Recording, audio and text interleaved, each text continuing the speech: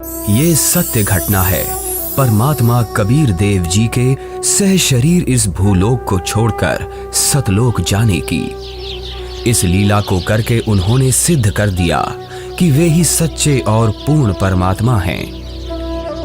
कबीर प्रभु की ये लीला हमें ये संदेश भी देती है कि परमेश्वर किसी धर्म या जाति के बंधन में नहीं बंधा, वो तो सबके लिए एक है। और अगर किसी ने सतभक्ति की है तो पृथ्वी के चाहे जिस भी कोने में शरीर छोड़े, वो अपने पुण्य कर्मों के प्रताप से उद्देशित लोक को ही प्राप्त होता है। ये बात उस समय की है जब ये कहा जाता था कि मगहर में मरने वाला नरक में जाता है और अगले जन्म में उसे गधे के रूप में जन्म लेना पड़ता है। इसके अलावा ये भी कहते हैं कि अगर किसी को मोक्ष चाहिए तो उसे काशी आना चाहिए और वहीं अपने प्राण त्यागने चाहिए, जिस कारण से मोक्ष अभिलाषी वृद्ध लोग अपना अंतिम समय अपने अपने पुरोहितों के घर काशी व्यतीत करने के लिए, निवास करने के लिए आने लगे तथा पुरोहितों को उनके खाने के रुपए तथा पुरोहितों की पूजा अलग से प्रति महीना देने लगे, जिस लालचवश काशी के पंडों ने वृद्धों को अपने अपने घर पेइंग गेस्ट के रूप में रखने लगे। एक एक पुरोहित के घर 10-10 वृद्ध हो गए।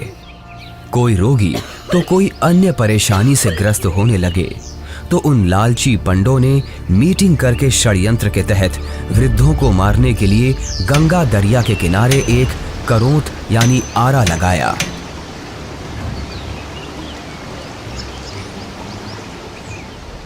भ्रम फैलाया गया कि जो शीघ्र स्वर्ग जाना चाहता है तो इतने रुपए पूजा, जो उस समय की अधिकतम राशि थी, जमा कराओ। श्रद्धालुओं ने वृद्धावस्था के दुख से छुटकारा पाने के लिए तथा स्वर्ग जाने की भावना से वह महंगी फीस भी देने लगे। उन पंडों ने आदमियों का आरे से गर्दन काटने का पाप सिर पर ले लिया। पंडों के षड्यंत्र पर विश्वास करके वृद्ध अपने बेटों से काशी में प्राण त्यागने के लिए आग्रह करने लगे।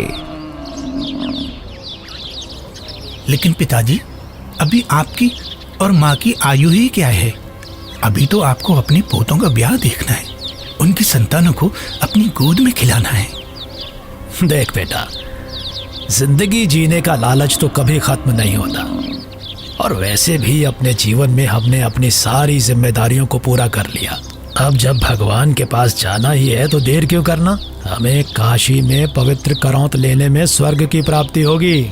लेकिन पिताजी, काशी में लगे उस करौत के नीचे आकर मरना तो आत्मदाह हुआ ना?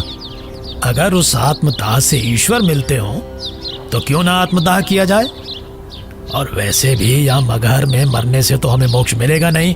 अगर हम यहाँ मरे तो अगले जन्म में हमें गधे के रूप में जन्म लेना पड़ेगा। क्या तू चाहता है कि तेरे माता पिता का अगला जन्म गधे के रूप में हो? जितनी जल्दी हम काशी जाकर करौंत के नीचे मरेंगे उतनी जल्दी ही मोक्ष मिलेगा। लेकिन पिताजी।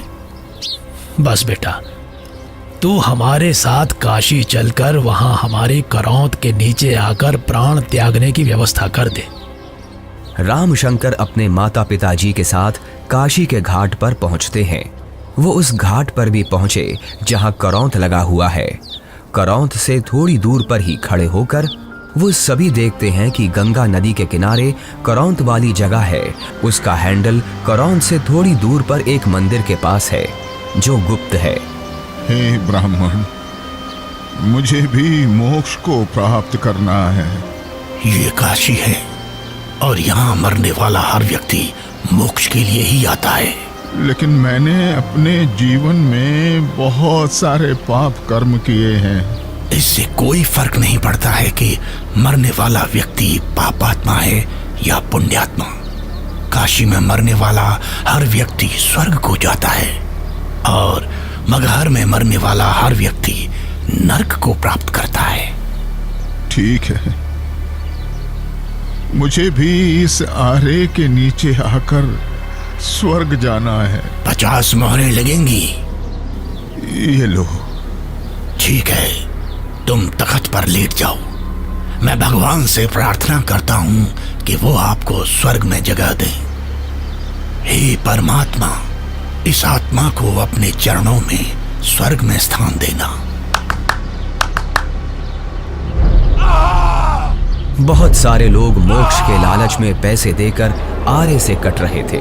कुछ माता पिता अपने पुत्रों से अनुरोध कर रहे थे कि हमें भी आरे से कटवा दो ताकि हम जल्दी स्वर्ग चले जाएं। इस प्रकार रामशंकर भी लाइन में लगकर करौंद के पास आता है और अपने पिताजी को करौंद पर गर्दन रखते हुए देखता है।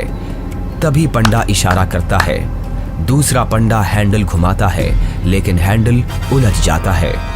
थोड़ी देर बाद पंडा कहता है कि अभी भगवान ने आपकी कुर्बानी स्वीकार नहीं की है, कुछ दिन बाद फिर से आना।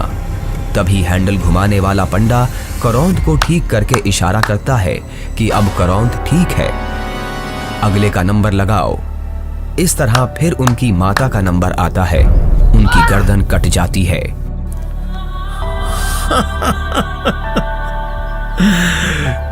कितना भागा हूं मैं कि भगवान ने मेरी कुर्बानी स्वीकार नहीं की।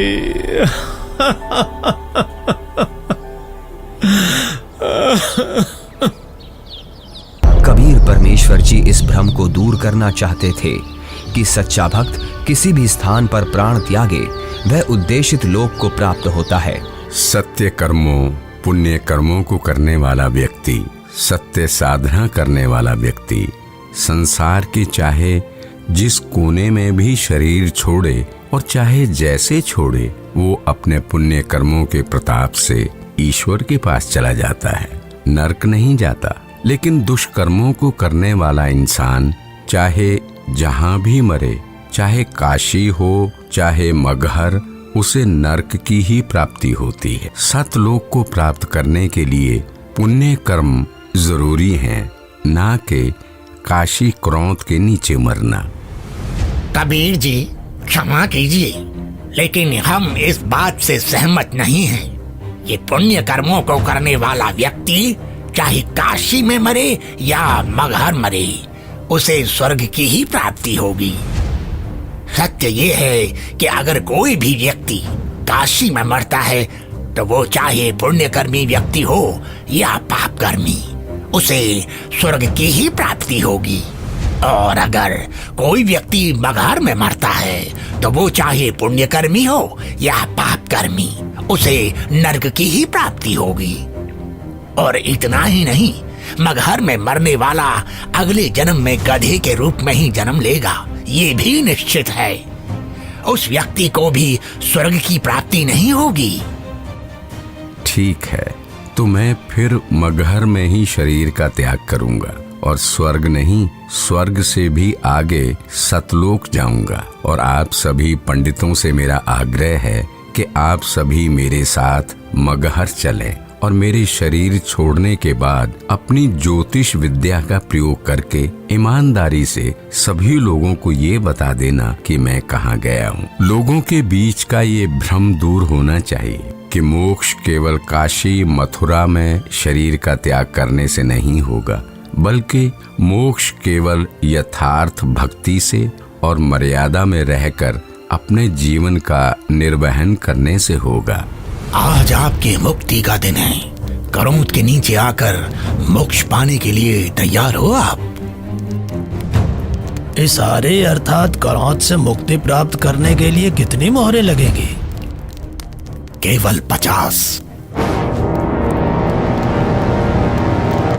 पिताजी, आपको उस करौंद के नीचे अपने प्राणों को त्यागने की जरूरत नहीं है। क्यों? पर बेटा फिर मुझे मुक्ति कैसे प्राप्त होगी? पिताजी, मैं अभी एक बड़े महापुरुष कबीर देव जी के पास से ही आ रहा हूं। उन्होंने कहा है कि जो व्यक्ति पुण्य कर्म करता है वो सतलोक ही प्राप्त करता है। उसकी मृत्यु चाहे जहां हो। बल्कि खुद कबीर जी मगहर में शरीर त्याग कर ये साबित करने जा रहे हैं कि मगहर में मरने वाला नरक नहीं जाता। यदि उसने सत्कर्म किए हैं तो वो भी स्वर्ग ही जाता है। आपको करौंद के नीचे अपने प्राण त्याग करने की जरूरत नहीं है। पिताजी, इन दुष्टों ने माता जी की हत्या की है। ये पाप कर रहे हैं।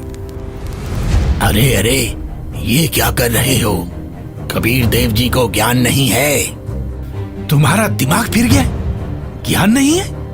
वो तो साक्षात परमात्मा हैं। तो ठीक है, हम भी उनके साथ मगहर चलते हैं और देखते हैं कि उनकी कही गई बातों में कितना सच है और कितना झूठ।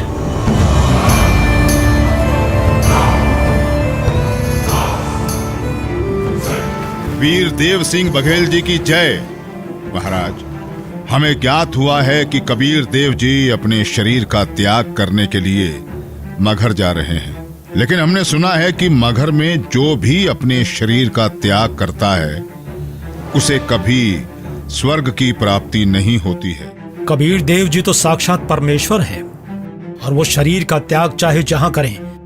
ये मगहर में प्राणों को त्यागने की लीला वो इसलिए कर रहे हैं जिससे जनमानस को ये संदेश दिया जा सके कि आपको स्वर्ग की प्राप्ति होगी या नहीं, ये आपके पुण्य कर्मों पर निर्भर करता है, न कि मरण के स्थान पर। हमें कबीर देव जी के साथ जाना चाहिए। हाँ, हमें सिर्फ जाना ही नहीं है, अपितु कबीर देव जी के शरीर त्याग देने के बाद हमें उनके शरीर की रक्षा भी करनी है, जिससे उनका हिंदू धर्म विधि से अंतिम संस्कार किया जा सके। क्योंकि अगर हमने उनके शरीर की रक्षा नहीं की तो वो मुस्लिम उनके पार्थिव शरीर पर कब्जा करके उन्हें दफना देंगे। परमात्मा कबीर देव जी केवल हम हिंदुओं के भगवान हैं, उन मलेच्छ मुस्लिमों के नहीं। इसलिए हम आपको आदेश देते हैं, तुरंत ही सेना को हमारे साथ चलने को तैयार किया जाए। कबीर देव जी मगहर के लिए प्रस्थान करते हैं। वो नदी के किनारे से होकर गुजरते हैं, जंगल से गुजरते हैं।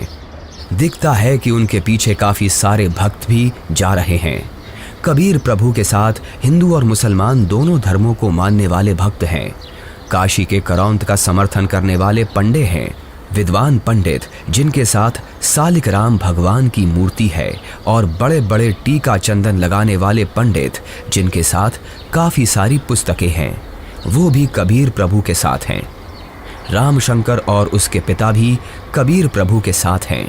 तभी उनके पीछे वीर देव सिंह की सेना भी आ जाती है। वीर देव सिंह कबीर देव जी को प्रणाम करते हैं। कबीर प्रभु के पीछे काफी सारे भक्त और सेना भी चल रही है। कबीर प्रभु चलते रहते हैं और जो भी कबीर प्रभु को जाते हुए देखता है उनके पीछे चल देता है।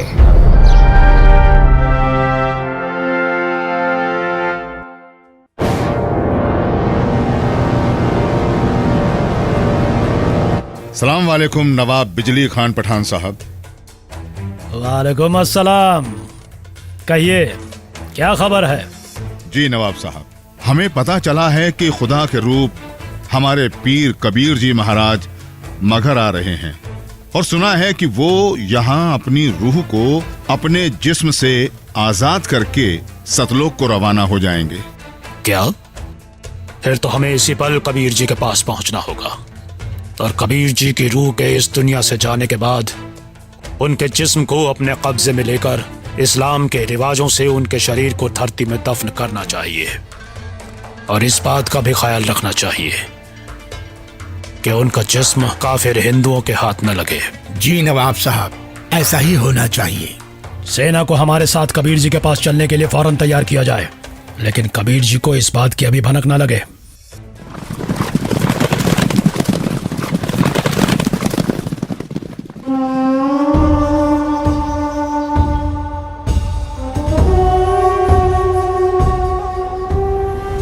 लगता है कबीर जी के जिस्म को पाने के लिए काशी नरेश वीर देव सिंह भी अपनी सेना लेकर आया है, लेकिन हमें किसी भी हालत में इन हिंदू काफिरों को कबीर जी के जिस्म को पाने नहीं देना है।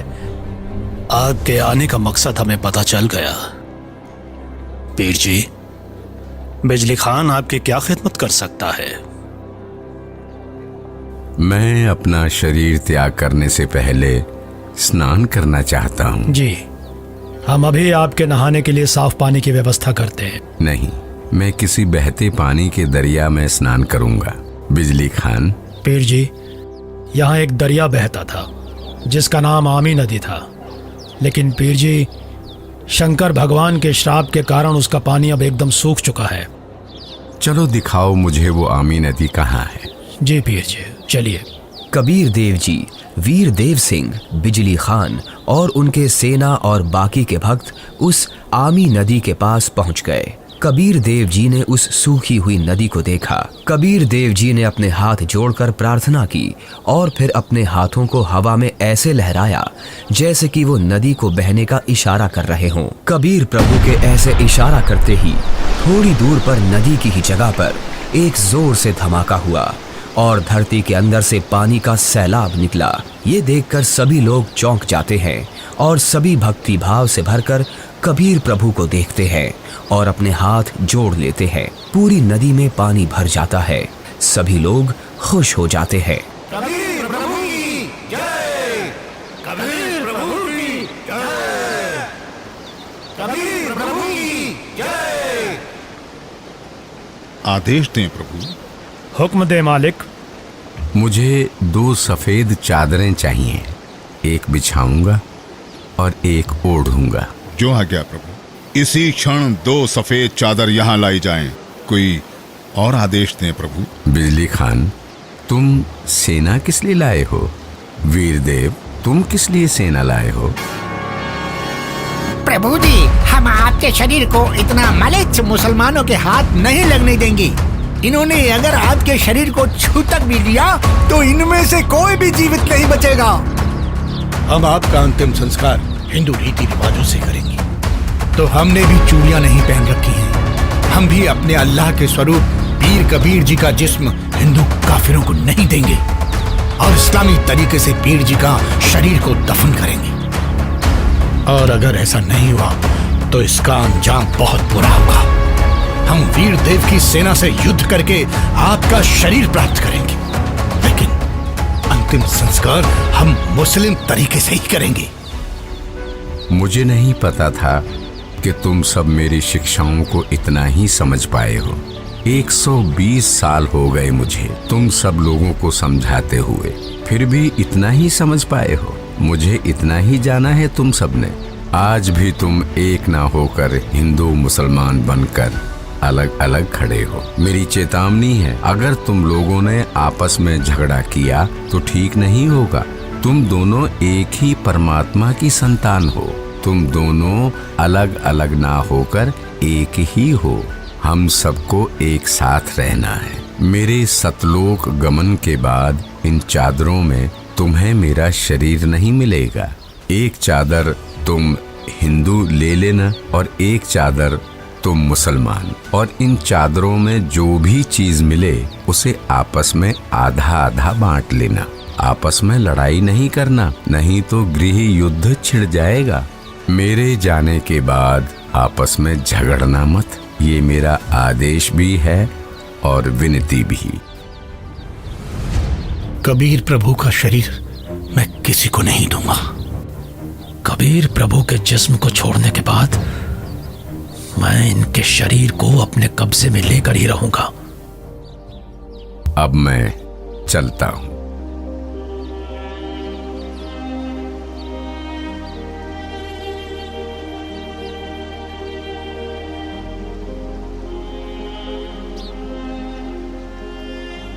देखो ब्राह्मणों, मैं जा रहा हूं सतलोक, इस पृथ्वी से और तुम्हारे स्वर्ग से शंखों कोस दूर।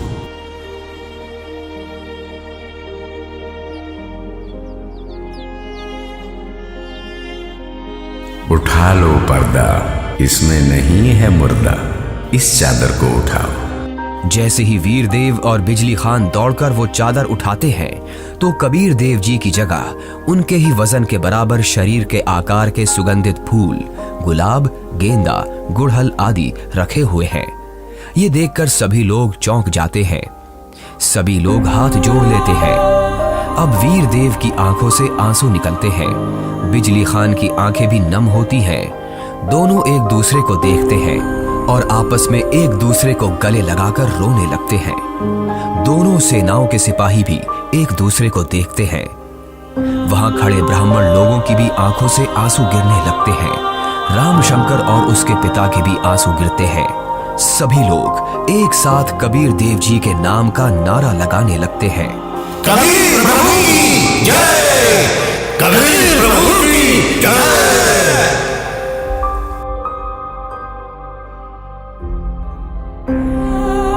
कबीर प्रभु, हमको माफ करना, हमने आपको पहचाना नहीं। आप तो खुद अल्लाह ही थे। बहुत बड़ी गलती हो गई हमसे, हमने भगवान को नहीं पहचाना। कबीर प्रभु की बात हमने नहीं मानी। अब हम सब एक होकर रहेंगे और उनकी कही सारी बातें मानेंगे। या अल्लाह, माफ कर हमें। भगवान माफ करो हमें, कबीर भगवान हमें माफ करो, भगवान भगवान हमें माफ करो।